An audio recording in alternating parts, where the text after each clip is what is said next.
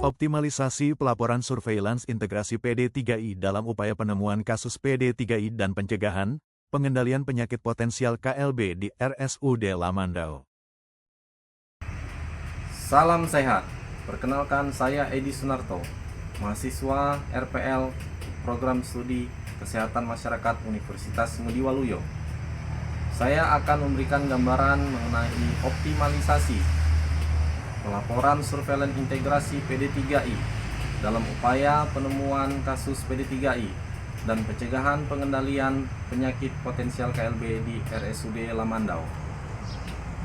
Sumber-sumber pelaporan surveillance aktif rumah sakit di RSUD Lamandau bersumber dari pelayanan poli, yaitu poli umum, poli dalam poli saraf, poli anak dan rekam medik. Selain itu, pada ruang tindakan atau ruang rawat inap bersumber dari IGD, zal bedah, zal anak, ruang gaharu, ruang akasia, ruang meranti, ruang ulin, dan ruang rehab medik. Pelaporan surveillance di RSUD Lamandau dikoordinir oleh seorang petugas koordinator pelaporan dan melakukan input pelaporan terhadap sumber-sumber pelaporan di RSUD Lamandau pada sistem aplikasi pelaporan SKDR. Penginputan dilakukan terhadap 25 jenis penyakit potensial KLB dan PD3I.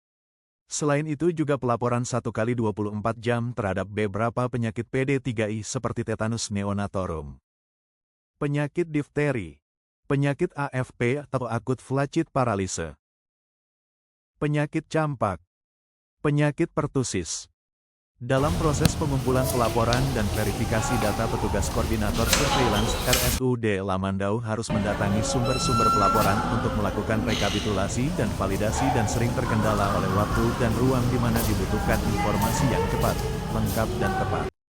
RSUD Lamandau bersama Dinas Kesehatan Kabupaten Lamandau melakukan koordinasi terkait penemuan kasus PD3I dan penyakit potensial KLB di RSUD Lamandau di mana diharapkan informasi yang cepat, tepat dan lengkap dapat diperoleh di RSUD Lamandau sebagai sarana pelayanan rujukan sehingga meningkatkan kewaspadaan dini dan respons pencegahan dan pengendalian penyakit.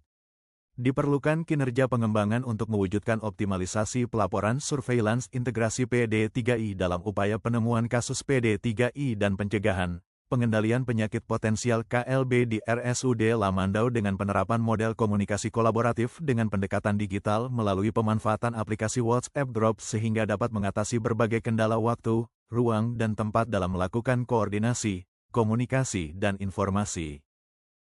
Kebutuhan terhadap koordinasi, komunikasi dan informasi dapat dilakukan tanpa harus tatap muka dan tidak terbatas pada shift petugas jaga. Koordinasi, komunikasi dan informasi dapat langsung dilakukan oleh petugas jaga yang ada dengan melakukan klarifikasi pada pasien atau keluarga, pada catatan rekam medis dan langsung dapat memberikan informasi tersebut kepada petugas koordinator. Dari dampak yang ditimbulkan pada pemanfaatan komunikasi kolaboratif dengan pendekatan digital melalui pembentukan grup WhatsApp unit pelapor dan subunit pelapor di RSUD Lamandau berhasil mewujudkan optimalisasi pelaporan surveillance dan penemuan kasus. Pada tahun 2025 berhasil menemukan 1 kasus PD3I campak dan 1 kasus potensial kelep malaria. Peningkatan kinerja pelaporan RSUD pada sistem SKDR juga mengalami peningkatan pada persentase capaian ketepatan, kelengkapan, dan verifikasi alert. Sampai dengan minggu ke-34 tahun 2025 capaian ketepatan meningkat 50% dari tahun 2024 dan verifikasi alert kurang dari 24 jam dapat dilakukan dengan capaian 100%. Penyampaian informasi yang dilakukan petugas koordinator surveillance yang lengkap dan cepat akan meningkatkan kewaspadaan dini dan respons pencegahan dan pengendalian penyakit. Puskesmas sebagai unit kesehatan yang menjalani fungsi tambahan dalam pelayanan preventif dan promotif akan menindaklanjuti informasi yang diberikan tepat waktu dan sasaran dalam melakukan pemantauan epidemiologi, pelacakan kontak, komunikasi resiko dan pengendalian penyakit. Demikian gambaran proses optimalisasi pelaporan surveillance integrasi PD3I dalam upaya penemuan kasus PD3I dan pencegahan pengendalian penyakit potensial KLB di RSUD Lamandau. Semoga bermanfaat bagi saya secara pribadi sebagai pengelola surveillance di Dinas Kesehatan Kabupaten Lamandau dan mahasiswa Kesehatan Masyarakat di Universitas Ngudi Waluyo. Selain itu juga semoga bermanfaat bagi RSUD Lamandau dalam optimalisasi pelaporan surveillance dan bagi kampus Universitas Ngudi Waluyo. Demikian, salam sehat.